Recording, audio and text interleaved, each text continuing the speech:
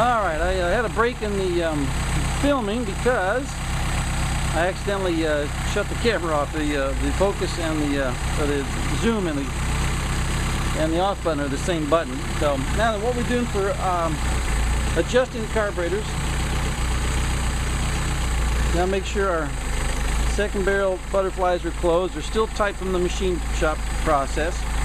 And what we're going to do is we're going to, you don't have to do this when you get the carburetors, but well, you might want to double check it because you're going to your linkage is going to be different. What you do, you have the linkage disconnected so that the carburetors are not tied together, because we don't want the linkage to artificially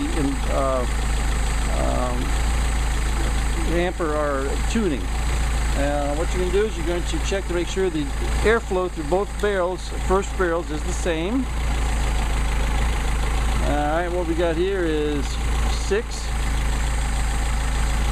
Got here is 6, obviously, because I've adjusted them, but this has to do with this adjustment right here, the idle. So if you, the idle right now is perfect, but if you wanted to change the idle,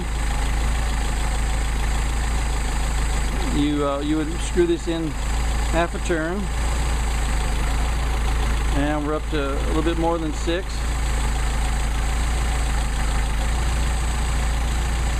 Half a turn, a little bit more than 6. But see, that's too high in idle, so I'm going to back it off.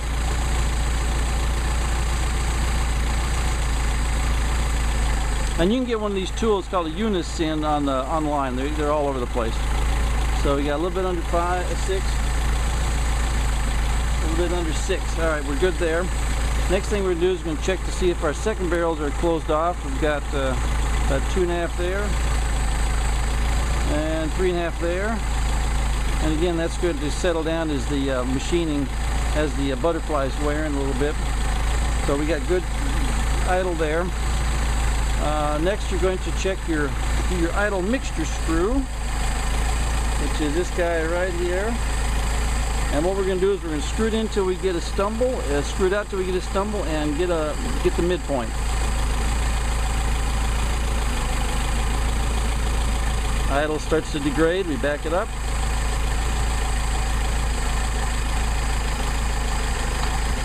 Idle starts to degrade. Put it back where it was in the first place. Same thing here.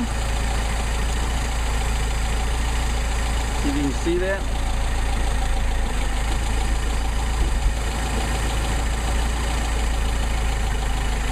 Idle drops off. Back to our initial position.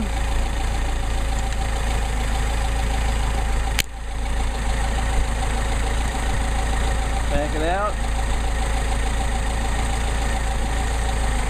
Idle drops off. And that's where the carburetor is the happiest. Now then, time to attach our linkage. And what you want to do is the linkage from the side of the engine, up to the bell crank on the side here, up to this point.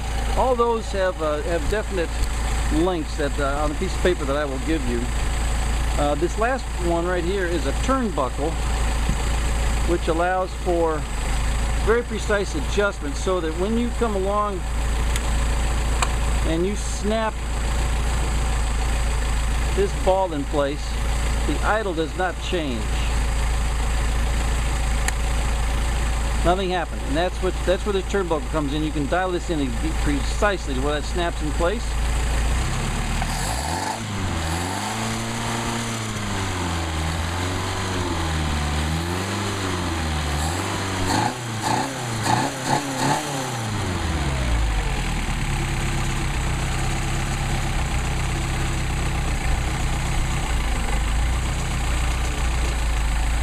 Those are a darn nice set of carburetors. I think you're going to be really, really happy. Very nice carburetors. Alright, let's check for start.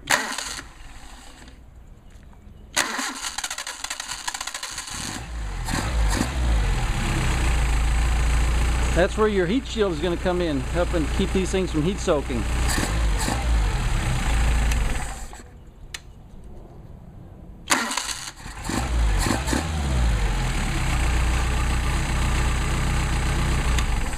Yes, sir. Got you a nice set of carburetors. Thank you again for your patience, Mark. Let's see, I'm trying to think, is there anything else I need to mention? Oh, that's right. Well, you do need to have new factory gaskets that go here between the carburetors and the intake manifold. They're rubber, and there's also a series of wave washers that go in between the body of the carburetor and the sleeve inside the intake manifold. I'm trying to think if there's anything else that we need to cover. I don't think so. Obviously, I'm just a telephone call away if you need me.